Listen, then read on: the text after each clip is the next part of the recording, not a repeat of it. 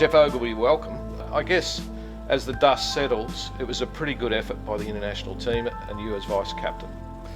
Yeah, it was incredible, really. I mean, for a loss, the aftermath felt like a moral victory because we finally, not through lack of effort of any other captain, but through just all the circumstances. I mean, we've got guys like Adam on the team and Ernie who've been around for 10 or 11 President's Cups. Adam's played 9 now. Ernie's been in every single one, I think. Louis been there a fair bit. Hideki's been there a while now. Guys who really, really are motivated to make this work. And we had a captain like Ernie who's clearly a competitive genius in a way and commands great attention, right? When he starts talking, everybody listens. And the stars lined up for us to do really well. And we had a great system. We kind of drew from a bit more information.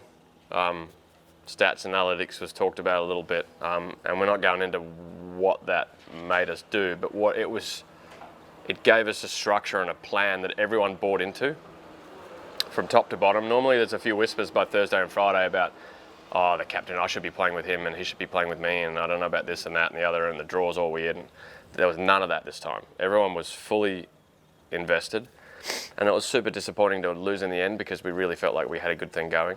But the aftermath, you just kind of realise we're playing against so much talent. I mean, an average world ranking, every player was inside the top 20 except Cooch, I think. And we only had 1 or 2 players inside the top 20. So there's a difference in talent at the moment between the two teams. And we couldn't bridge that gap. We nearly did, but we got close. But it was a great week. Never quite sure whether it's in team sport, whether it's better to lose narrowly and be gallant or to get smashed. And either way it hurts, doesn't it? You know, you got so close, 2 points. New York was really depressing because we just got completely annihilated. Yeah. We nearly lost on Saturday night, which was incredible. This time, I mean, we were in front until an hour to go in the tournament, you know. So we did really, really well, I thought. It's tough. I mean, I think if we can retain a big percentage of these 12 guys that we had this time, and along with the caddies and the assistant captains and the kind of the mojo that we had going, was really positive. And I think we'd be better next time if we can retain a big core of this team. Yeah, it was fantastic. Losing close, losing big last time was good because it showed us we have to adjust, you know. And this time, losing closely, kind of outplaying them as a team, if you like. If you tick every box about how to get the team going well, we did that, you know, and we just ran into more talent, I think, in the end. We made big strides to the international team in the President's Cup last week, so hopefully we can go on. So a close loss was good, I think. I have to ask you about Tiger Woods, the best player who was out there last week. You said to me earlier that you followed him for a full round. He's back in some sort of form, isn't he? And that format and that venue in particular really suits Tiger Woods. So he was pretty awesome. Yeah, it was such a perfect place for him to be captain and playing. He's never made a secret of the fact that the Sandbelt's one of his favourite places and that Royal Melbourne is his favourite of the lot. He loves the style of golf. He loves having to think about it. I mean, as good an executor of shots as he's been over time, the greater side of his genius is working out golf courses and how to beat people on them. And Royal Melbourne's a great platform for that, and he showed it last week. I mean, he was the class out of the 24. If his body could have handled it, I'm sure he would have played 5 and he probably would have won 5. You know, he just seemed to be really excited and he gets lit up. You can see his imagination go when he gets in a place like Royal Melbourne, and it's his chance to show how good he is, and he did. The international team would have been focusing on what you were doing, but did you sense that the whole Patrick Reed scenario in the lead-up, did you feel that might be a little advantage for you or a distraction for the Americans? It certainly felt like an advantage. It can't be... These teams, I mean... Professional golfers are individual athletes. I mean, it's like trying to herd cats, trying to get everybody into the same pattern. You know, like everybody goes their own way and is used to doing their own thing whenever they want. So getting that team thing working is difficult. So for them to have something like that, which would split the locker room multiple ways, I would have thought, because everyone has a different kind of feeling for how it should have been handled or where the behaviour sits in everybody's kind of barometer of behaviour. It was clearly an advantage for us. They handled it well professionally, the US guys, I thought, at least in terms with keeping their team together, they seem to handle it really well. They played him with Webb, who's the most forgiving, amazing guy on their team, who loves everybody. You know, it was the perfect pairing for him. Webb could handle playing with him. Yeah, it would have been tough for them. And they had the turmoil with his caddy doing his thing on the Friday or the Saturday or whatever it was. I mean, it was an interesting week for them, but they managed to get there in the end. I wanted to ask you about a couple of the younger players, because it was a young, the youngest President's Cup team ever. Abraham Ansah from Mexico played in his first President's Cup, and he played Tiger on the last day, and Tiger beat him. Tiger had the hat off before the last putt went in the hole, and there's always something comes out after a President's Cup or a Ryder Cup for that matter about things that have been said. Of course, Abraham Ansah said about a month before the event that he would like to play Tiger. I don't believe that he said much more than that, but Tiger clearly took it as some sort of slight, or chose to take it as a slight. What did you make of that? Because Tiger did say on the day after, or the day that he beat Abraham Ansah 3-2 on the last day, that he asked for it, he got it, kind of thing. So it's kind of it's an interesting sort of. It is. It's funny. Tiger's always been. I mean, the famous Stephen Ames one came along and said Tiger's vulnerable now, and he beat him 9-8. He's always, if he gets a little motivation, Tiger, he's basically unbeatable. It seems like he can go into a place that he has to prove a point. So, but the funny thing is, Abe didn't say it in the spirit that it was taken. He said it in Spanish at the end of a conversation. Would you like to play Tiger next week? In a few weeks' time, that'd be amazing. What a thrill. I'm ready for him if it happens. It was that sort of thing. Perfectly natural thing to say. And everyone would say it if they got asked. But it gets printed the way it gets printed, and that's fine after the translation, and it gets broken down into 140 characters and not into context. But that's fine. We put Abe, we were pretty confident it was going to be Justin Thomas or Tiger first. JT goes first all the time. He went first all week. He goes first in the Ryder Cup. He went first in the President's Cup the time before. But the wrinkle was maybe Tiger would go first because he's captain and he wants to get off the course early enough. But Abe was the guy that we thought was best for both of those guys. He was making a lot of putts that week. He was up for it. He made pressure putts. He was the guy who seemed, of all of our 12, it fit into the draw to have him play Justin or Tiger, and it just happened to be Tiger, So.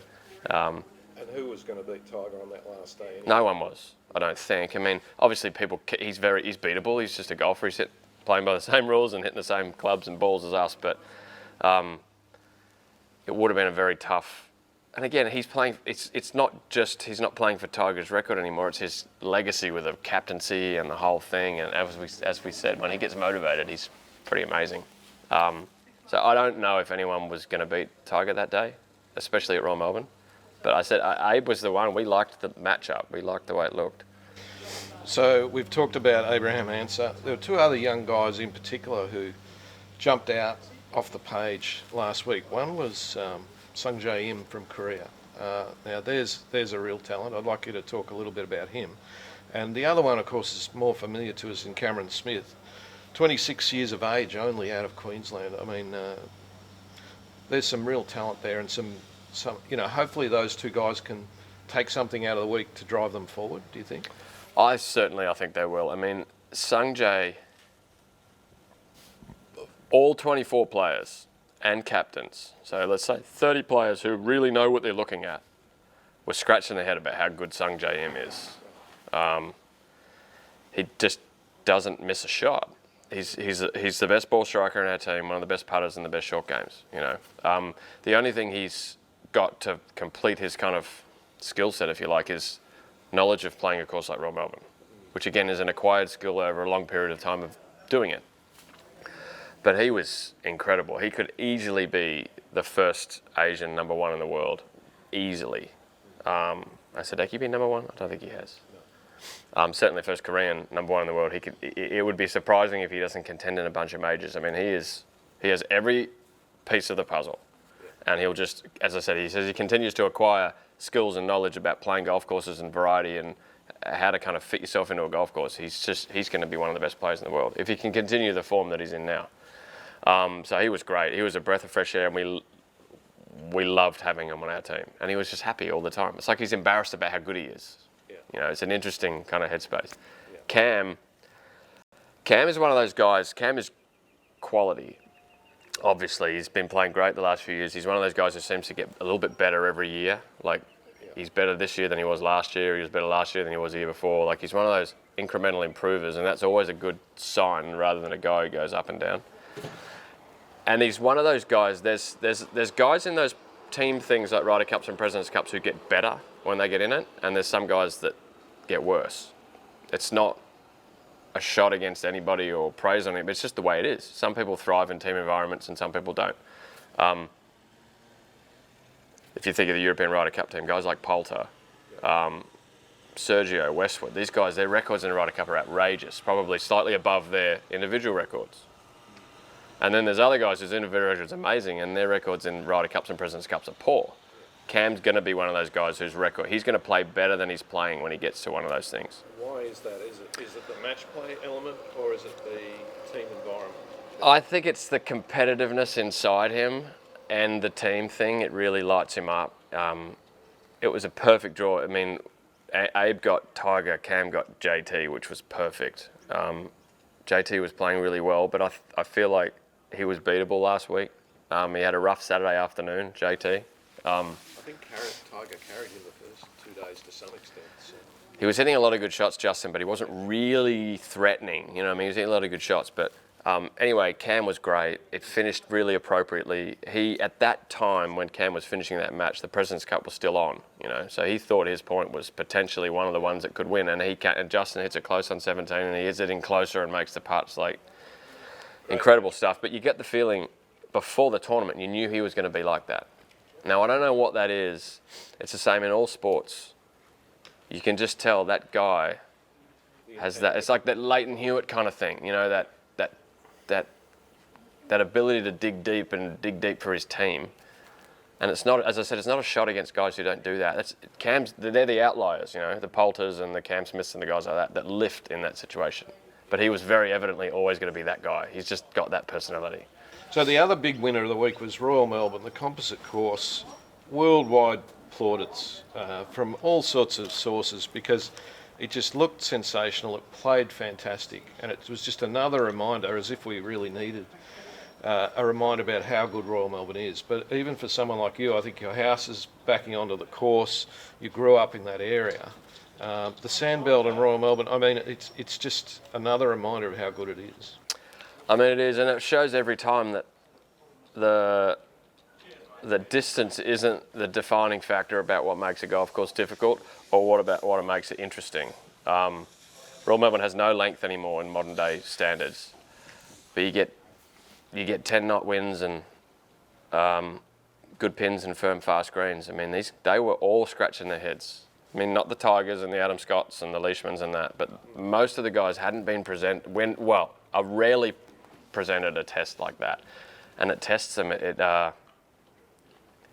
It tests all of their skills because all of a sudden they've got to be able to shape the ball a little bit. They've got to be able to take a bit off an iron. They've got to be, their imagination around the greens has to be like really active, if you like. And a lot of them were caught short early in the week, especially about having to land stuff short and maybe go away from pins. And Ernie gave a great speech earlier in the week. It says you've got to find the areas of Royal Melbourne where it's going to help you and let Royal Melbourne help you. If you try to fight Royal Melbourne, it's going to beat you every time. But if you let it help you, it will really help you. And Augusta is very similar. They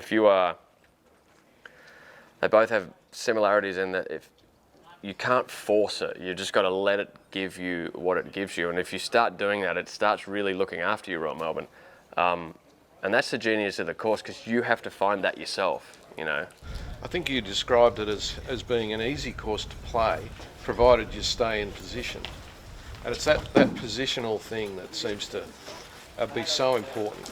If you get out of position, whether it's on the fairway, say it's on the fairway, then you're out of position on the green, you're then looking at a 3-putt, if not a 4-putt. That's the interesting thing. I mean, the golf we generally play on tour golf, at least now, and a lot of golf courses, is you get on the tee and you just try to hit the best shot you can and make sure it's on the fairway. And then you make a decision about where your second shot goes, and then you look at your putt. Whereas Royal Melbourne, you really have to decide on the tee, all right, I have to be under the hole on the green. Where do I want my tee shot best positioned to make it easy to get it under the hole for my second shot? So you're always 2 or 3 shots ahead. And if you don't play it that way, you're not going to have much fun. And we don't everyone in the professional golf has the capabilities to do that, but it's not a muscle we have to flex very much anymore, you know. So to see the best golf, I mean, 24 of the best 40 golfers in the world, or whatever we saw last week, to see them challenged like that, and to actually have to dig deep into their like database of how to play golf properly, nowhere else we play does that. And I think that creates compelling viewing and compelling golf, you know, and the cream rises to the top, as Tiger showed. I mean, he was so far and away the best player there last week when he was playing, because he had that whole skill set. And we would all be better golfers in the world if we played Royal Melbourne more often.